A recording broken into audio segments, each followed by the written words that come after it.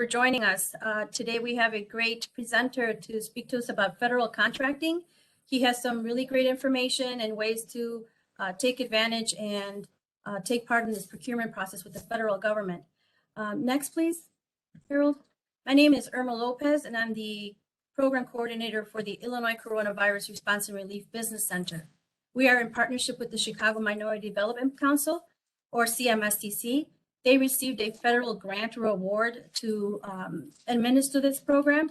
And the program is meant to, next one, please, Harold, to provide subject matter experts to come in to train and educate on any resources or funds, grants, federal government agency opportunities in the following areas: financial, supply chain, organizational development, technology, sales, and legal. Now, we're not only limited to these areas, we have presented on many different subjects that may be of benefit to our small businesses in our efforts to maintain small business growth during this pandemic. Next, Harold. Today's topic, or Harold, will be covering conduct market researches on your buyers, to set up a profile at sam.gov as a federal contracting firm, complete your SBA or Small Business Administration Dynamic Small Business Search Profile, build a government agency relationship, and collaborate with contracting firms. With this, and without further ado, I'd like to introduce Mr. Blackwell. Harold, take it away. Thank you so much, Irma and Asante. Appreciate that. Good morning. My name is Harold Blackwell, and I will be your presenter for today. And the topic that we're going to touch upon and discuss today is federal government contracting, how to double your revenue in 5 steps. These are not exhaustive or long steps with regard to getting access or becoming a federal government contractor, but they are things where you can do these yourself and essentially become a participant in the federal government contracting game. So basically, one of the things that we're going to discuss is how to get started. It's not, I know from past experience when I first got started in the federal government contracting realm, that it seemed like a bear, and it was big, and it was arduous, and it was sometimes, as people say to me, overwhelming and intimidating. And I just want to reveal and pull back that curtain to show that it's not as I would normally think or believe just getting started, that it was difficult and an arduous task. It can be done. And also, I just want to also highlight that this is definitely something that's going to be worth your time, and you're going to walk away with some good information. First, I ask that in order to eliminate distractions, that you put all of your appliances or electronic equipment, digital devices, on a mode such as silent or even vibrate, or turn off your mobile phones if need be. And in addition to that, I also ask that you remain focused and engaged in the topic and the criteria, reading actively, etc. And also, please keep in mind that questions will be allowed at the end of the presentation. No questions prior to or while the presentation is going on. So for today's agenda, I'm going to, like I said initially in the beginning, provide you with tools and steps so that you can utilize for your benefit when beginning your federal government contracting journey. And a lot of that information is what the tools are. These are tools such as information, research, etc., for your benefit. And we'll also provide the access to or show you where and how to access resources that the U.S. federal government has for the benefit of small businesses and those looking to do federal government contracting. So this particular presentation is for people, individuals, business owners, etc., who are doing at least $1 million and plus potentially, and you've hit basically a barrier, or you've tapped out the markets that you're currently in, and you're looking to grow and expand your revenues. And one of the biggest markets to expand out to, if not already being done now, is the federal government contracting market. As for point of reference, and I'm going to read, this is something directly from the U.S. Government Accountability Office. Quote, in fiscal year 2020, the federal government spent more than $665 billion on contracts, an increase of over $70 billion from fiscal year 2019. Half of this increase, or $35 billion, is attributed to spending on medical supplies and pharmaceuticals to treat COVID-19 patients, among other things related to COVID-19. To also keep in mind, the U.S. federal government is a big buyer of not just professional services, but also commodities. And so when speaking of commodities, and as was just alluded to and mentioned about COVID-19, that basically refers to the commodities of PPE, or primary protective equipment, and medical devices, et cetera, et cetera.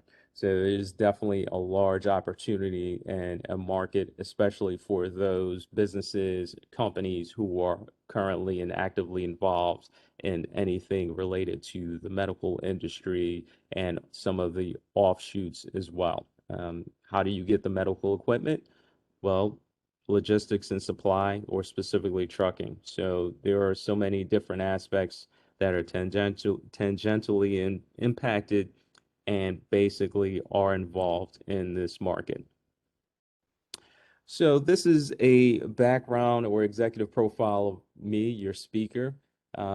One of the things I had also alluded to this conversation before we started the presentation, it was also explained to Irma and Asante. I am also the Director of Minority Business Development and Capacity Building for the Greater New England Minority Supplier Development Council, which is located in Greater New England, but I am based in the Connecticut office. And in addition to that, I also serve as the head of business development for 3DX Industries, which is a 3D metal printing or precision metal shop located in Ferndale, Washington. So what I expect, or what I'd like for all participants in today's presentation, is to basically have an open mind, be open to a new market, and do not be overwhelmed or view the federal government market as that intimidating. And my hope is that because of the fact I am showing 5 steps, it will show basically how easy it is to become involved in the federal government contracting market. And here we go.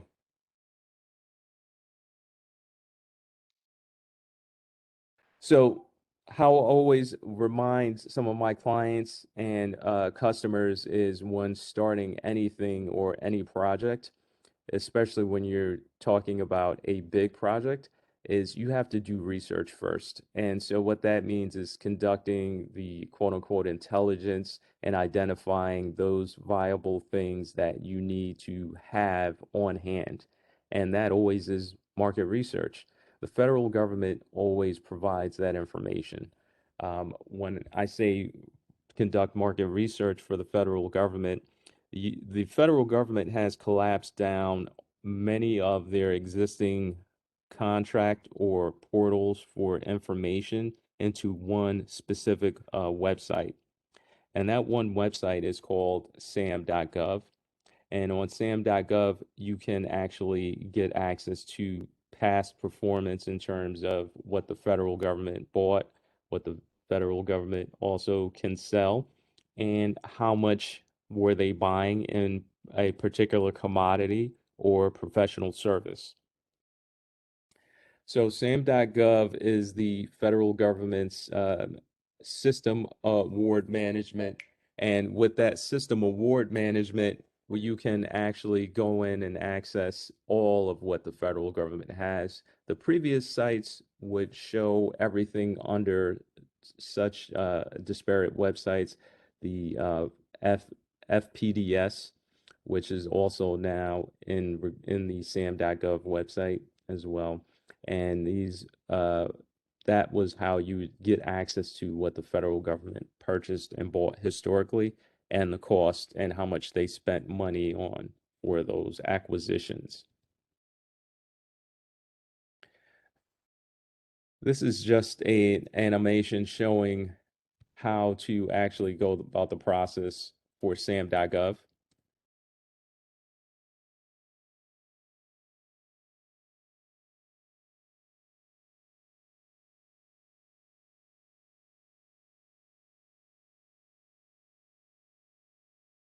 Well, that's the thing about being live. Sometimes it always doesn't work, just like the Google websites. So the most important thing I'd like to also mention is creating a profile on SAM.gov. With the profile, that basically will allow you to essentially create a profile for your company or your corporation or you personally as a seller to the federal government. Once you're registered, you then have access to SAM.gov.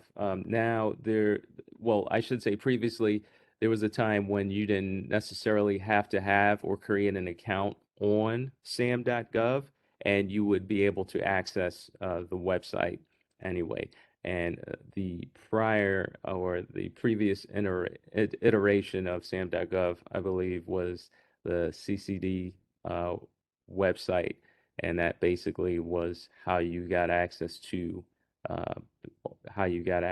what the government was selling, what the government was looking to buy, RFPs, requests for proposals, requests for quotation, etc.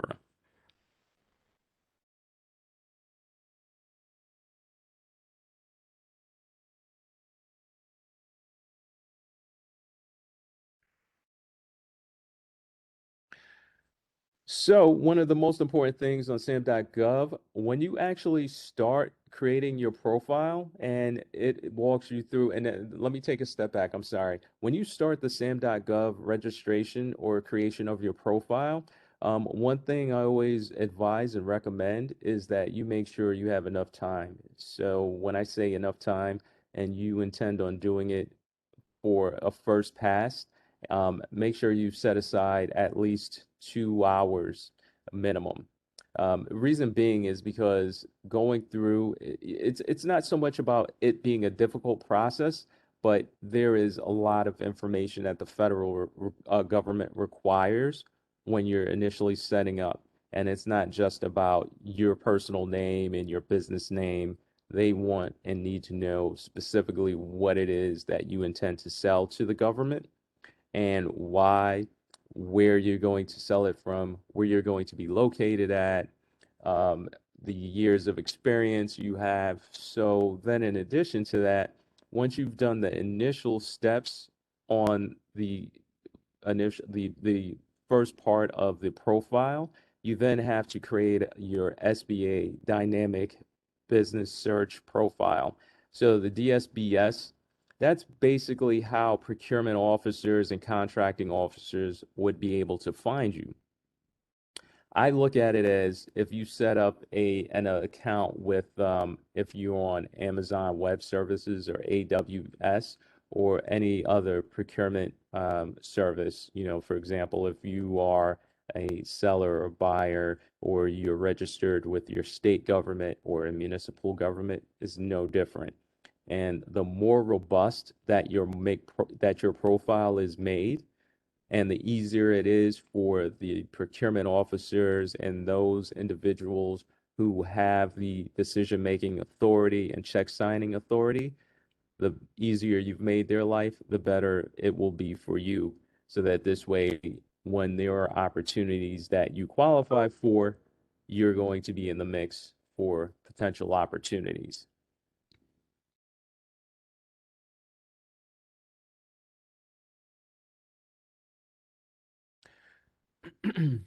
And as I said previously, one of the most important things too is you have to be visible and you have to make yourself known to the procurement officers and the contracting officers. So one of the ways that you'll also be able to do that is you actually have to be engaged and you have to make it known. So what that means essentially is I look at it from a relationship management perspective. That's my background when I was on Wall Street was relationship management. And so when I say that, what that essentially I'm saying to you is you have to, I don't know if you're the one for being a salesperson, but you actually have to be a salesperson of and for your business, which means you have to reach out to these contracting officers and contracting buyers. Well, how do you know them? Well, remember the beginning when I said you need to do your market research. You have to do the research of finding and identifying who those contracting officers were and are who were buying your commodities and your services. And your commodities and services speak to and are identified by your NAICS code or your North American Identification Code. So if you have a clear and specific reference to your NAICS code and your explanation of what your product or commodity or services that you provide and want to sell to the government and what they can buy from you, you're in the game. And when you pick up the phone to reach out to an agency or the head of a department or a contracting officer, you can be real clear as to what you're selling and why you're selling and why you feel they need to be buying it from you. One other thing too I wanted to touch upon as well is what can help and benefit you in the federal government space as well is and not going to get too deep in the weeds with this. That's probably another presentation is federal government certifications. If you have a certification and you're certified, that basically is saying to a procurement officer or a contracting officer that you've been vetted and verified by the federal government or an agency. And usually in this case, it will be the Small Business Administration. And so the risk of you being the risk of you being a contractor is dramatically reduced from the perspective of being an unknown quantity. Some of the federal government certifications are the 8A, the Hub Zone certification. Now the SBA actually certifies women-owned small businesses. So not going to get into an explanation of the qualifications and the requirements for those certifications, but these are some certifications potentially you, if interested in getting any certification, I'd say look into the federal government aspect because then that will set you apart from all other participants and qualify you as a supplier or provider and to the federal government.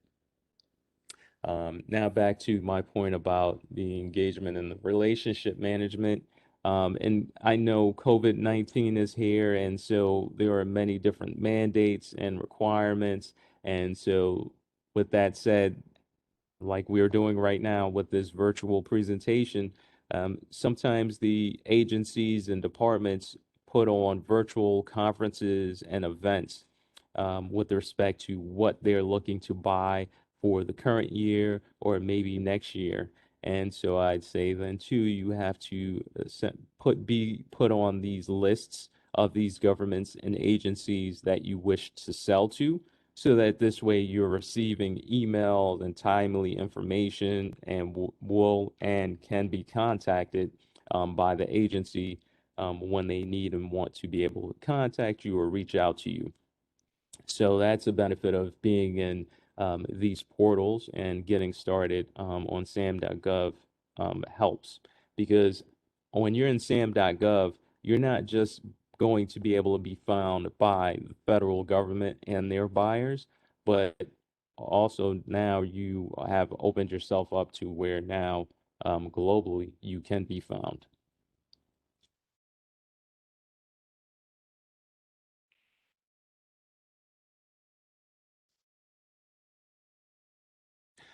All right. So when I say collaboration in this sense, I know that there are some of you who maybe are going to be of a smaller size company or business, or maybe don't have a robust enough past performance, even if you're doing federal government work. So one of the ways that you can get around that if you see a bigger opportunity is to actually collaborate with another company. It could be a same or a similar sized company who is doing the same thing as you're doing, or maybe you guys have some offering that are similar, but maybe you're doing something a little bit different and they are as well.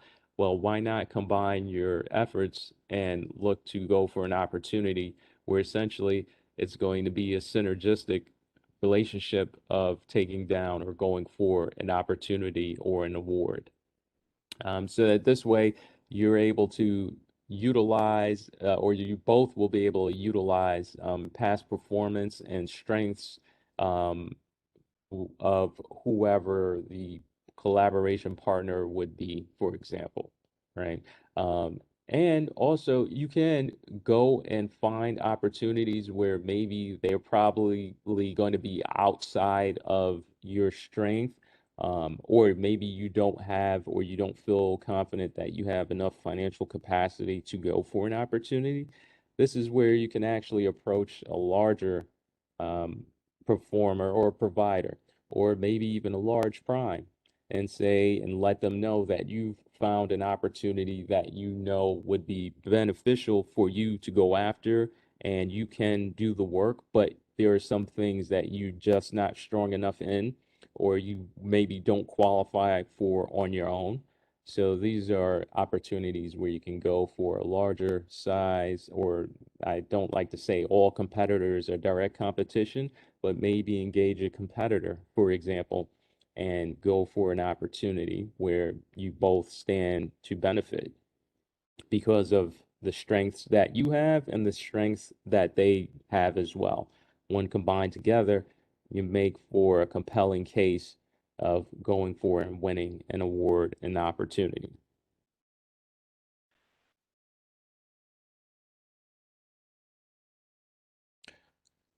All right. So I know that I went through this and I tried to be as succinct and coherent as possible, but now I'd like to say and open this up to questions and see if there's any thing that I may need to go back over, or I'm happy to be a bit more clear and specific at this point in time.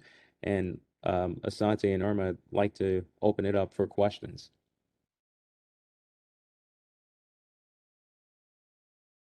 Thank you, Harold. Looking in chat, I don't see any questions there yet. We have 5 participants total, 3 outside. I think that's 2 outside of you, myself, and Irma. Not sure if any of them have questions, but if they do, you all can come off mute and ask your question.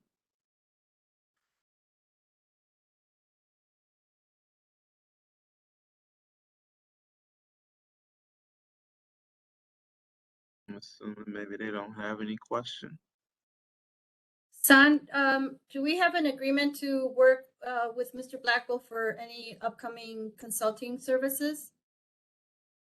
Yes, we do. I put in the chat that Mr. Blackwell will be offering one-on-ones to participants and anyone interested in learning more about the process and getting a little bit more insights.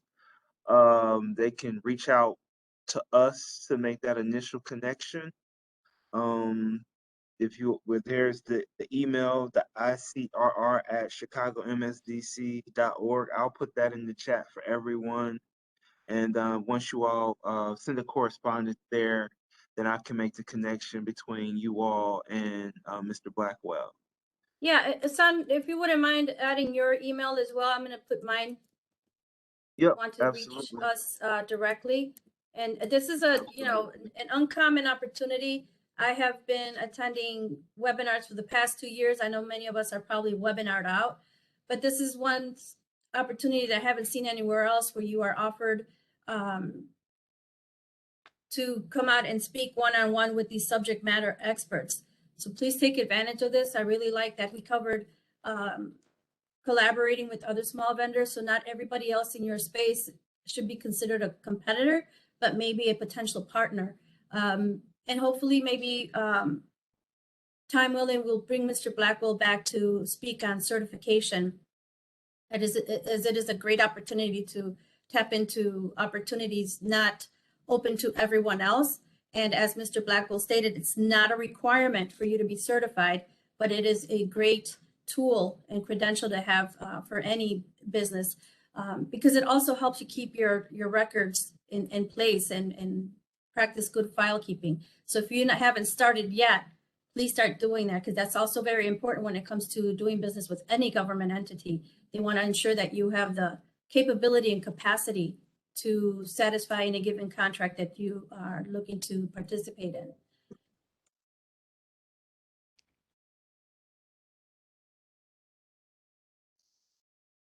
Errol, Okay. do you have anything else to add? Yes, I do, and thank you so much, Irma and Asante. Can't thank you enough for this opportunity, and happy to be able to speak to the group and also to the Chicago MSDC. Also, to your point about being able and available to speaking with individuals, I just wanted to also explain that, you know, the one-on-one, we would actually look to engage with respect to whoever it is that steps forward and says that they want and need one-on-one assistance. Myself and also my team are more than happy to do that. My team consists of, and in combination, have won awards in the size of $500 million in aggregate. And these are federal government awards. So these individuals and people have been at this type of work for over a decade plus and have seen and understand some slight nuances that the federal government area has that other areas do not have per se. But then in addition to that, we have the expertise, and you can rely on us to help you be a partner in essence.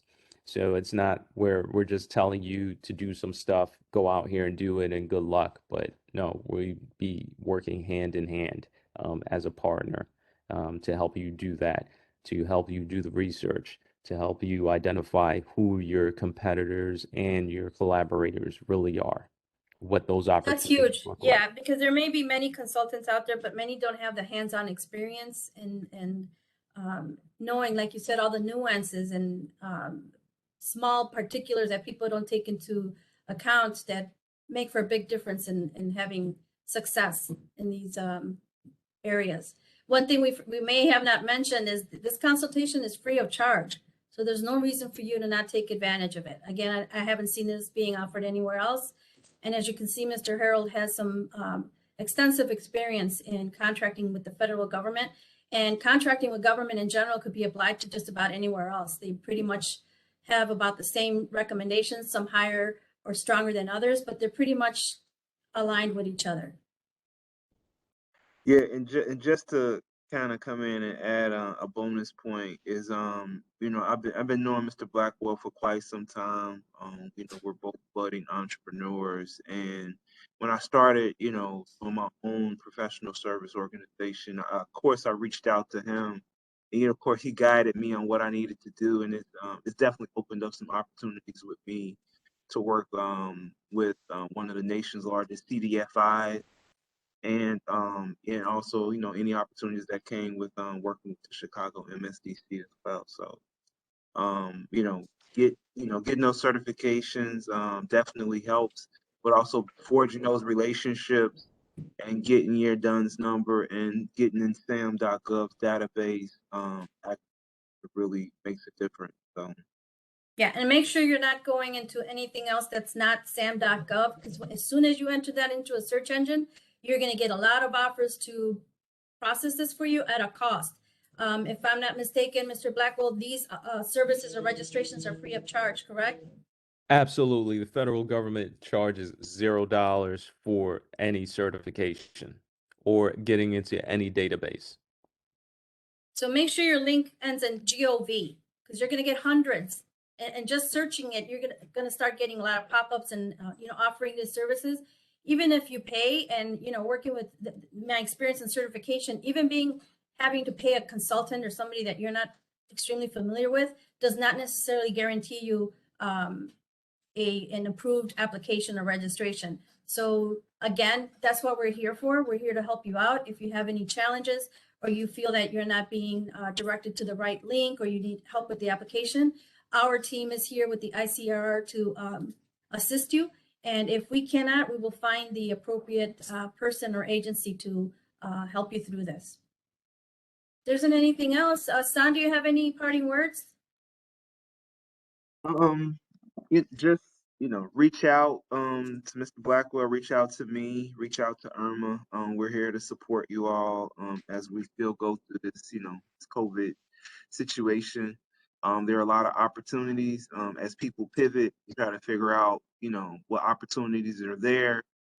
Working with the federal government is just another source to generate revenue and to build capacity. So there are some new opportunities coming available. It's about just being ready to take advantage of those opportunities. So definitely reach out. We're here to assist, and we could definitely make the connection with Mr. Blackwell as well. And then, Mr. Blackwell, if you don't oppose, are you okay with us sharing your presentation? We'll convert it to a PDF document and share it to those that registered and attended. Is that okay? Yes, absolutely. I absolutely endorse and I am fine with that. And please Perfect. do. So look out for a follow-up email from San.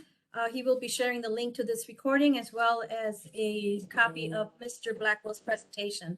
If anyone else doesn't have any questions, we thank you once again for taking the time for joining us. We do hope you take advantage of the information and the expertise of Mr. Blackwell. It's something that's new and innovative with the program. We're able to offer these services free of charge. So please do not hesitate to take advantage of them.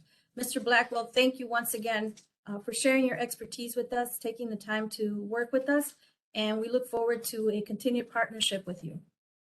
Thank you so much, Irma. Thank you so much, Asante. Thank you so much, Chicago MSDC. And I appreciate it and talk and see everyone soon. Have a great day, everyone. All right. Bye. Bye.